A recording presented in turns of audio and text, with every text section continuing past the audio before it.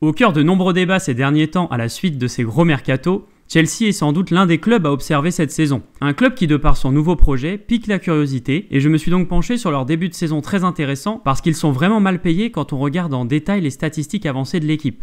On va commencer avec la force offensive globale, donc un point où Chelsea est bien placé, vous allez le voir. Je vous ai mis les expected goals de l'équipe en dehors des penalties.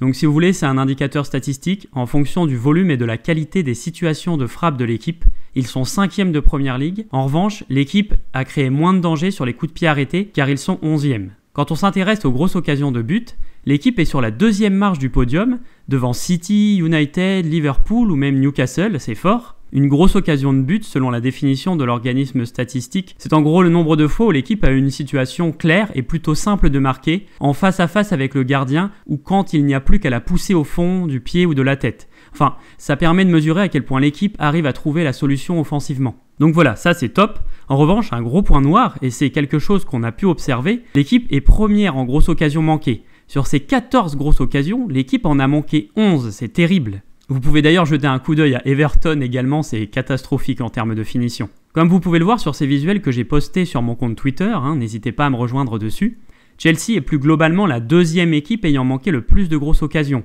Sur le visuel, potentiel offensif correspond au nombre de buts marqués plus le nombre d'occasions manquées, pour se faire une idée du potentiel général au final. La source principale de cette méforme offensive vient des manquements de Nicolas Jackson à la finition, on lui souhaite donc de régler la mire. Au niveau défensif, regardons les XG que l'équipe a concédés, donc pareil, un indicateur statistique du volume et de la qualité des occasions concédées. Cette fois-ci, c'est un peu moins fort, l'équipe est 6e du championnat, donc il y a encore des progrès à faire au niveau de la sûreté défensive en elle-même pour concéder moins.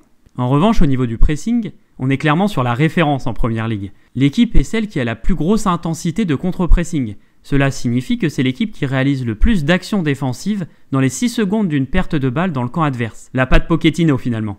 Une autre statistique qui met en valeur l'intensité défensive, le PPDA, qui correspond au nombre de passes que l'adversaire a le temps de faire en moyenne dans son propre camp, à lui, avant que l'équipe, donc ici Chelsea par exemple, ne tente une intervention défensive. Donc finalement, à quel point l'équipe ne laisse pas jouer l'adversaire. Et bien encore ici, l'équipe est très bien placée, seconde derrière Brighton. Maintenant, si l'on s'intéresse au contrôle du ballon et plus exactement à la domination des 30 mètres de l'adversaire, encore une fois, Chelsea se retrouve sur le podium, dans le top 3 derrière City et Arsenal. C'est calculé en fonction du total de touches dans les 30 mètres sur un match. Donc en moyenne, à chaque match, Chelsea a 70,60% des touches du match dans les 30 mètres adverses et du coup l'opposant de Chelsea en a en moyenne une trentaine de pourcents. Chelsea est également la 3e, 2e à égalité, au niveau du nombre de séquences de jeu avec plus de 10 passes réussies sans interruption. Donc vraiment, il y a un bon contrôle général du ballon, c'est intéressant. La donnée tout autant intéressante, c'est que Chelsea est également 2e équipe du championnat qui a réalisé le plus d'attaques directes, d'attaques rapides, et ça démontre donc une vraie polyvalence. Le danger peut venir de plusieurs façons. En bref, l'ensemble de ces bonnes statistiques font que l'équipe aurait pu, dans un monde idéal, être 4e de Première Ligue actuellement au lieu de 12e. La principale explication de tous ces points perdus bêtement vient du gros manque de finition devant. Néanmoins, il vaut mieux savoir se créer des occasions et les louper que de ne pas se créer d'occasions du tout, car la finition, ça se travaille. Attention donc, l'équipe pourrait être vraiment dangereuse si elle corrige cela, à suivre de près. J'espère que ce petit point d'équipe vous a plu. Dites-moi si vous aimeriez que je le fasse pour d'autres. En attendant, n'oubliez pas le petit like si la vidéo vous a plu et l'abonnement si vous souhaitez en revoir. Et à bientôt l'équipe.